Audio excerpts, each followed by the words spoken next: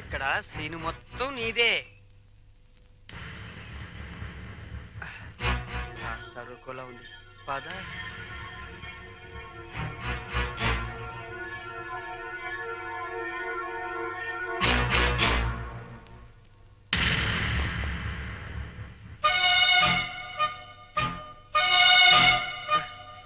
జగన్నాథరావు గారు అమ్మాయిగా ఈ పిల్ల ఫోన్ చేసి నన్ను రమ్మంది.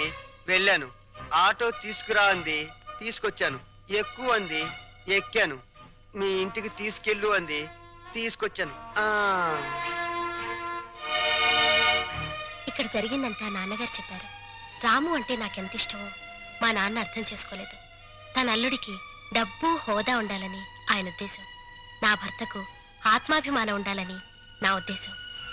అది ఇక్కడుందని తెలిసాక ఎంతో గర్వపడ్డాను. మా నాన్నను కాదనుకొని ఇక్కడికొచ్చాను. ఆశీర్వదించండి. ఆగు. నా పిల్లలు ఇంతవరకు నన్ను కాదని ఏ పెద్ద నిర్ణయం తీసుకోలేదు. అందువల్ల నిన్ను దీవించే ధైర్యం నాకు లేదు. వద్దమ్మా, వద్దు. ఈ నమస్కారాలొద్దు.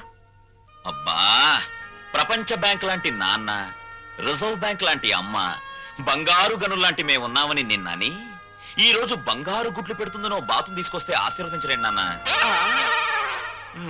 చూడమ్మా, వీళ్ళిద్దరి తర్వాత ఇంటికి నేనే పెద్దని. నేను ఆశీర్వదించనా? మీరు మూర్ఖులని మీ తమ్ముడు అభిప్రాయం. చా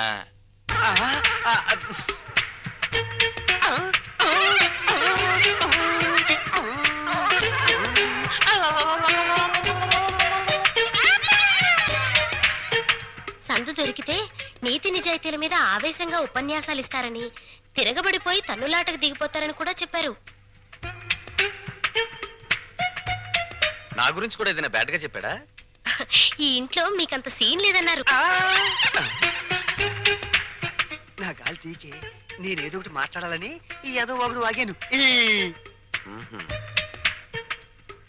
ఆగు. మమ్మల్ని నమ్మించి ఈ ఇంట్లో ప్రవేశించి మా వాణ్ణి మీ ఇంటికి లాక్కుపోతే?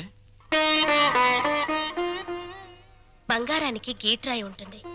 అది ఒకసారి బంగారం అని తేలాక మళ్ళీ ఇత్తడిగా మారే ఆస్కారం ఉండదు. మీరు కొన్నాళ్ల పాటు గీట్రాళ్ళుగానే ఉండండి. నాకు పెళ్లి కూడా అక్కర్లేదు.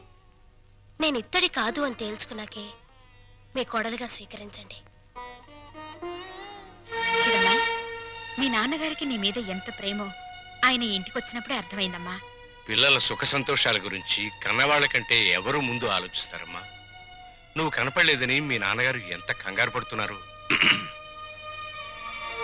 మీరా ఎంతసేపు అయింది వచ్చి? మీరు అమ్మాయికి హితబోధ చేస్తున్నప్పుడు మా అమ్మాయి గుడిని వెతుక్కుంటూ వచ్చింది. దేవుళ్లను చూసింది. 100 రూపాయి నోటి మీద గాంధీ బొమ్మ లాంటి వారు మా బావగారు. లక్ష్మీదేవికి కేర్ ఆఫ్ అడ్రస్ మా చెల్లెమ్మ.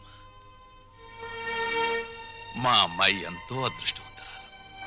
నా తల్లి ఈ ఇంట్లోనే ఒక తల్లి, తాతమ్మ కూడా కావాలని నా ఆశ. వస్తాను.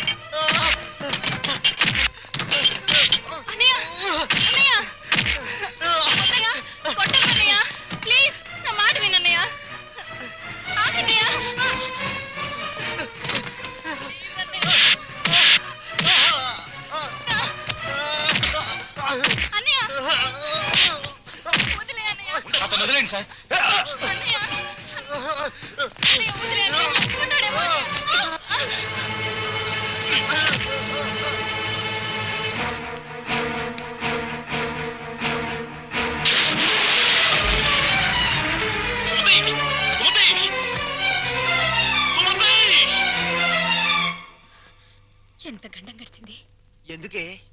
ఎందుకింత అగాయిత్యం చేసావు? చెప్పమ్మా.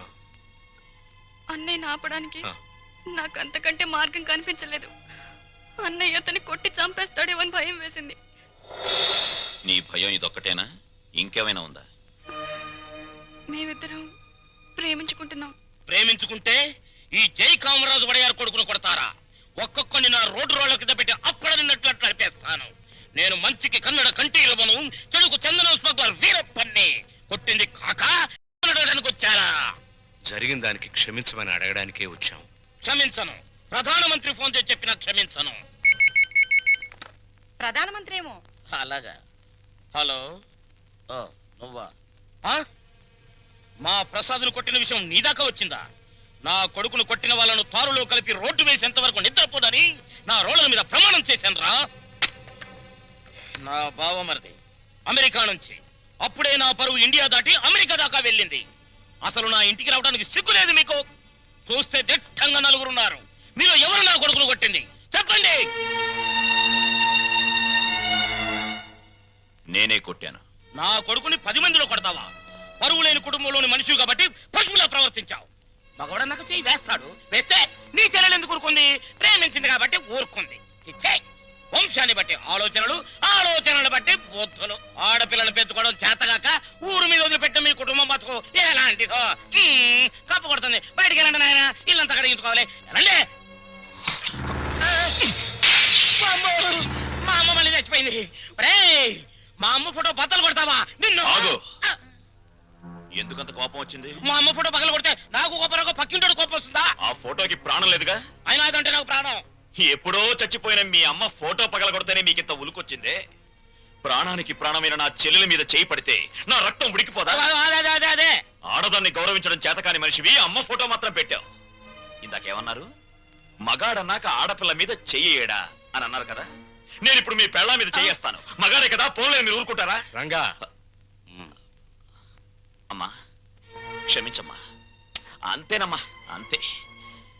దోపిడీలు చేసేవాళ్ళు, మద్దతులు చేసేవాళ్ళు, మానభంగాలు చేసేవాళ్ళు దర్జాగా తలెత్తుకు బతుకుతున్నారు. కానీ ఆడపిల్లల్ని కన్నవాళ్ళు మాత్రం తలెత్తుకు బతకలేకపోతున్నారు. అదండి ప్రపంచం. వస్తాం సార్, వస్తాం.